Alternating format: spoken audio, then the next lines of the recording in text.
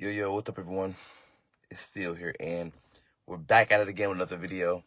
And I don't think I made a video yet after the event. And gosh darn it, I gotta tell you what happened. Gosh darn it, I gotta tell you what happened at this event. Give you a little snippet on the preview, but you should have been at the movie. With that being said, guys, we have the What to Do with the Dollar event, and guess what, guys? I figured it out. I figured out what to do with the dollar. And the funny thing is, I've always had this information. I just did not know how to use it properly. Now, with that all being said, I'm going to dive into some of my notes here right now about what to do with the dollar. But to be honest with you, I might not even dive into my notes. Let's just have a real talk. I want to talk about something that I talked about before, but we're going to revamp what I talked about before. Because really, this is what the whole What to Do with the Dollar event was all about. Systems and keeping score, right? Because people lie, but numbers don't.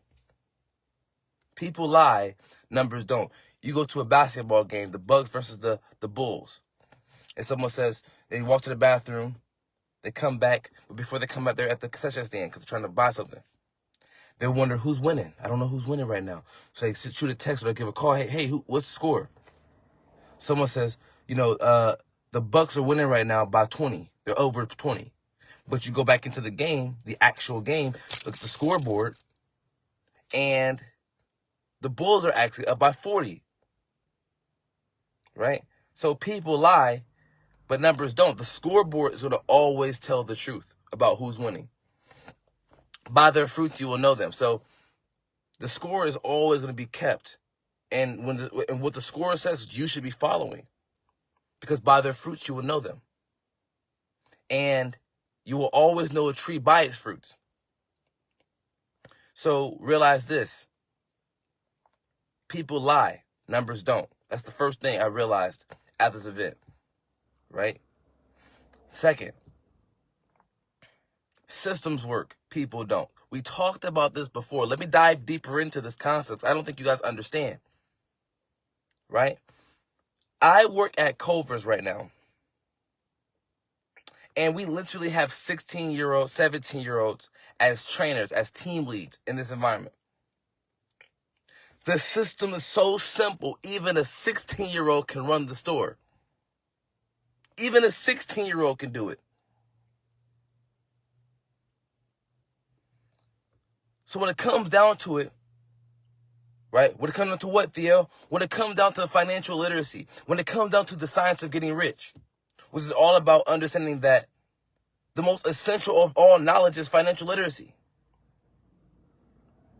The basis for all advancement for human beings is financial literacy. And there's a system in place for financial literacy that even a 16-year-old can master it. In fact, there are some kids. I don't remember what year. I think it was like 2022 or something like that. 2021. A kid had over $1 million. He was a multi-millionaire by 13 because of Bitcoin. So we got to understand this. Being rich has nothing to do with age. Being rich has everything to do with action and habit. Because first of all, are you taking action on your dreams and goals? And second, are you making it a habit to act on it on a day-to-day, week-to-week, month-to-month basis? Are you persevering through the ups and downs?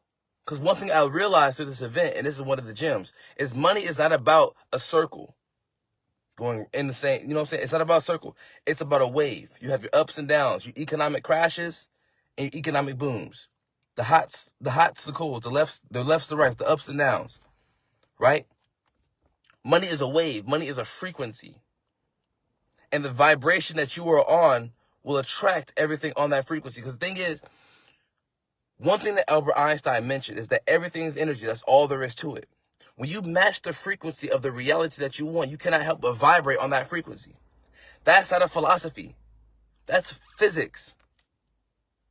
Because what you tune into, you turn into. Because what you focus on grows. Wherever your attention goes, your energy will flow to, and that thing will grow. Because the mind cannot focus on good or bad at the same time. It can only focus on good or bad at one at a time.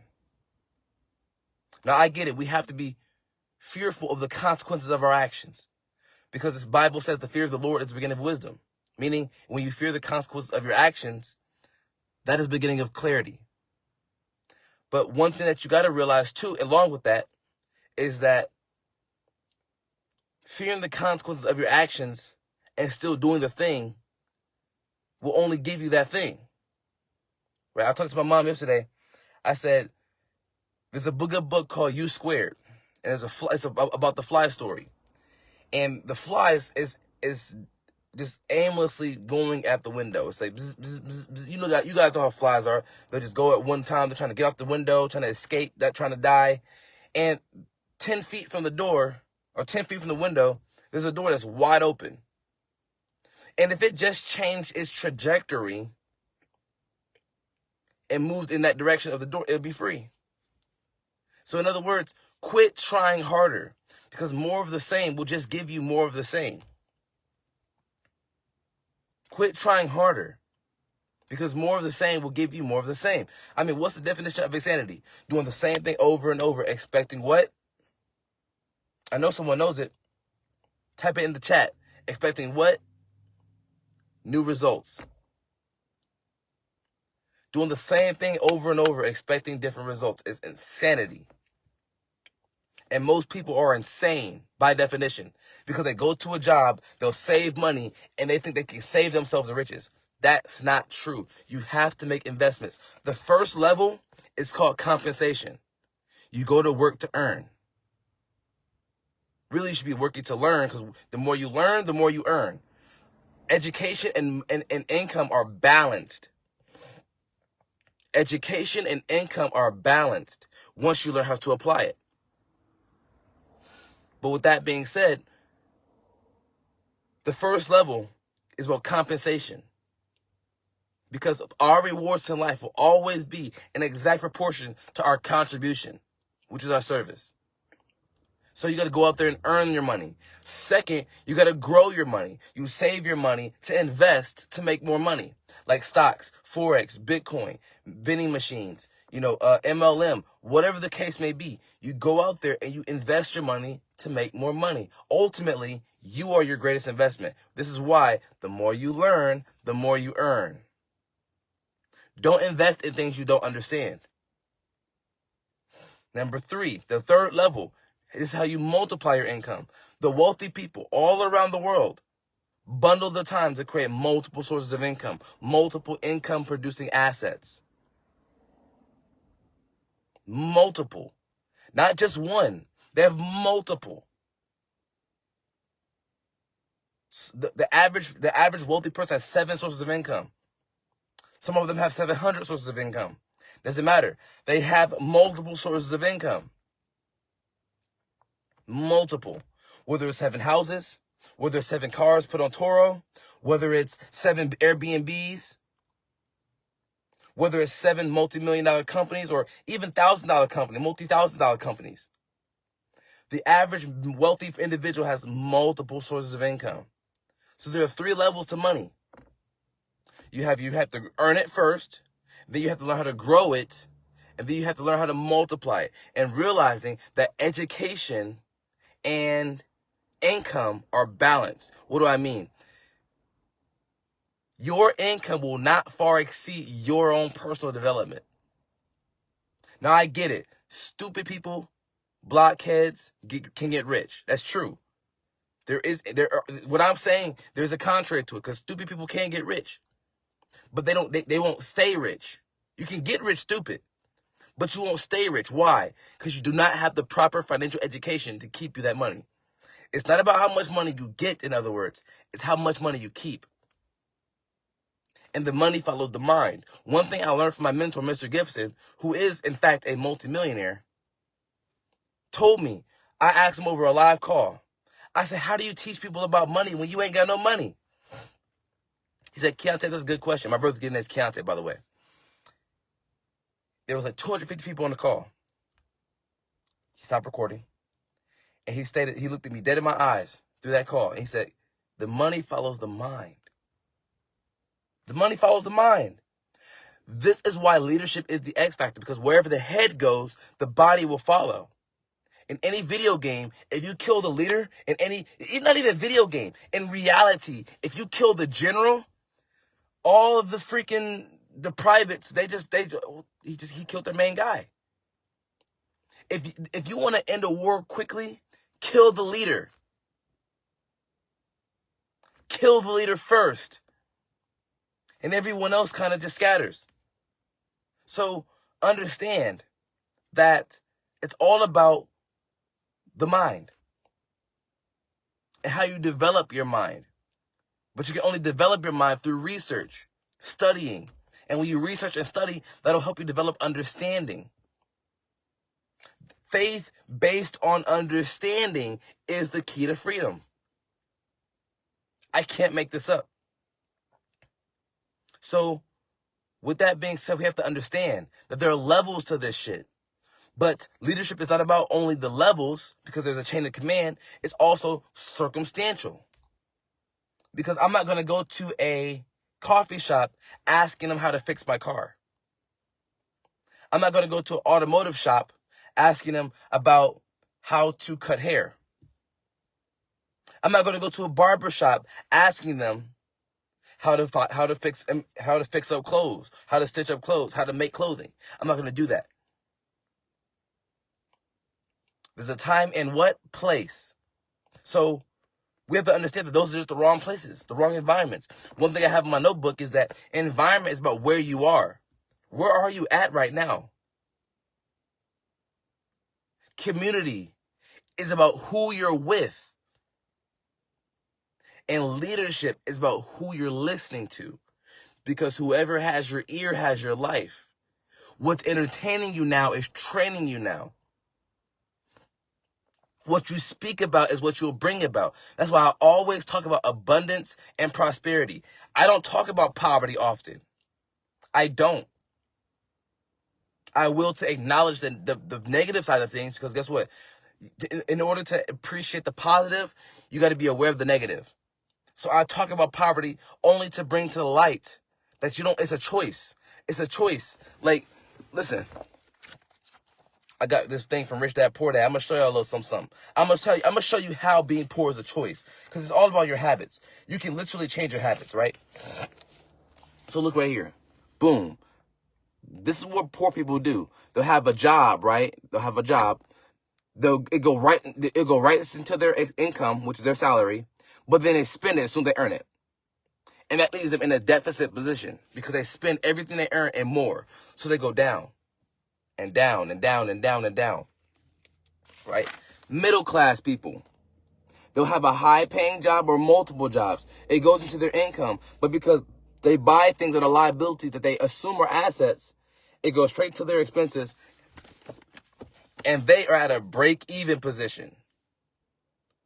Credit card debt, car loans, student loans, right? What a mortgage, right? These things are liabilities. If it's not putting money in your pocket, it's a liability. If it puts money in your pocket, it's an asset. That's the difference. Most people, the reason why people are rich is because they invest in assets. Going into this last one right here, right? Intellectual property, bonds, notes, stocks, real estate. They invest in that kind of stuff, which produces them money, and then they reinvest it back into this, the asset column. And that's a choice. I don't care how much money you have. It's a choice to put your money somewhere. It's called cash flow. Where is your cash flowing to? They don't call it cash stagnation. They call it cash flow. Where is your cash flowing to? Where is your attention going to? Your cash goes where your attention goes. And where attention goes, energy flows. And where energy flows, that's how your habits are developed. I can't make this up. You have a choice to be poor. You have a choice to get rich. It's a choice. Being poor is hard. Getting rich is hard. Choose your fucking hard. because they're both hard. You just got to make a committed decision to not turn back. Burn the ships, from the book Think and Grow Rich. If anyone knows that book, burn the ships, and a committed decision to take over. Because if you don't, you're going to conform. The opposite of courage in our society is not fear, it is conformity. Doing what everyone else is doing because you fear the consequences of social society's actions. Well, I don't want them to judge me. I don't want them to talk bad about me. So I'll just go ahead and go along with the flow. I'll get a number. I'll stay in line. Fuck that. We are all different. We are all unique and still replaceable. The thing is, anyone can do what I do, but no one else can be me. And guess what? I don't see anyone else making videos that I know. That's why I gotta make videos. I know like maybe one person who makes videos. Right? But no one else is making videos. That's why I gotta make videos. And I'm working on my consistency. So, with that being said, realize this, guys. I'm gonna let you guys go. Numbers never lie, but people do. Systems work, but people don't. And realize that it is a choice to be rich or poor. They're both hard choices, but it's still a choice. You decide on what you want. God didn't make things, right? He didn't make houses. God didn't make cars. God didn't make chairs. We made that. We made that with a decision and creative imagination. What do you mean he didn't make cars and homes and chairs? No, people made that. God just made trees. God just made precious metals. God just made sand. And we made windows. We made brick. God just made dirt. We made cement. But God gave us the materials to make these things. And the awareness to make these things have always been here. It's just all about research and development. And after enough research and enough development, we've come to where we are now. That's how we have cars. That's how we have chairs. That's how we have windows. That's how we have brick houses that help us survive outside of the external world, from all the natural disasters, from Earth's harsh weathers, the changing seasons. God didn't make all this stuff. We made this stuff. Human beings made this stuff. A human made this phone, not God. God provided the materials to make this phone. Bunch of rocks and metals and sand to make the glass. That's what God made. God just made that stuff. It's the man who made everything else. Because it is God that worketh in you, that is to will and do. God within us, our imagination, our creative imagination, which is an element of God. Because imagination is beyond space, time, and matter. It is a non-physical. And we use our imagination, our creative imagination, to make things like the phone, to make things like Starbucks coffee, to make things like notebooks, to make things like little keychains and keys and cars and little Spider-Man knickknacks. It is us that did this. And it is God that worked through us that helped make this stuff. We're in a relationship, God and man, God and woman. We're in a relationship, not a religion. Jesus didn't make religions. He didn't go around preaching religions. He preached relationships. Jesus didn't care about systems and routine. He cared about breaking the social norm, being who you are, letting the soul be free. And he was a martyr. With that being said, you guys, I'm going to leave it there. But I want you to consider what I said today. And if you're looking for more information about what to do with $1, I would love you to DM me. And I'm help you figure it out. We have a phenomenal community that's showing people what to do with $1 and helping them figure it out. Also, in addition to that, you get to work with me. What makes this different? I do. I am the business, man. I'm not a business. I don't have a business, man. I am a business, man. I am the business. The difference is me. I am what make it different. The system that I have makes it different. And if you just do exactly what I tell you until you discover I'm lying or don't know what I'm talking about, it'll be like the rain. It'll be like a house that's built on dirt. The rain will fall, the wind will blow, the water will rise, and nothing will happen because you have a solid foundation. But if you do what I say, I mean, if you hear these words and do nothing with them, it is equivalent to building your house on the sand. The rain will fall, the wind will blow, the water will rise, and your house isn't going to survive that long because you have an unstable foundation.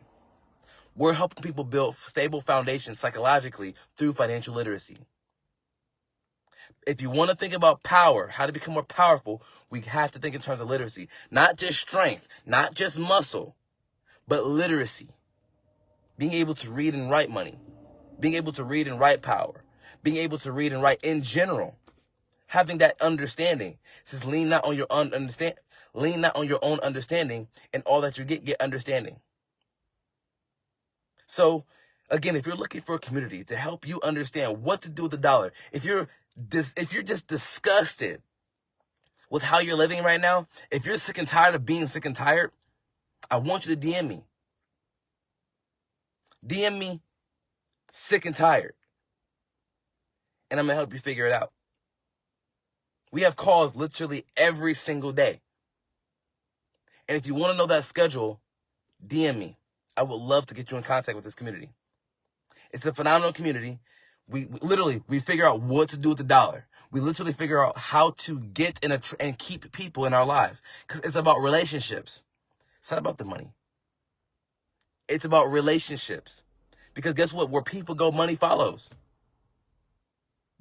Man made money. God didn't make money. Man made money. God made currency. God is energy, right? And money is a currency. It's a form of currency. It's a medium of exchange. Anything can be money, in the sense of anything can be exchanged. Information can be exchanged. Coffee can be exchanged. Utensils can be exchanged. Anything can be used as a form of transaction. But it's all about desire. What does that person value the most more than anything right now? Okay, they want to go to Costa Rica. Okay, right now they might value some money because it's going to cost you some money to get there. Right? So how can I help this person develop themselves into the kind of person to attract what they want? That's what it's all about. How can you become a money magnet? How can you become more attractive to the marketplace? With that being said, you guys, I love you. Y'all be safe. And remember, it's not about the money. It's about you. Y'all have a great day. I love you. Peace.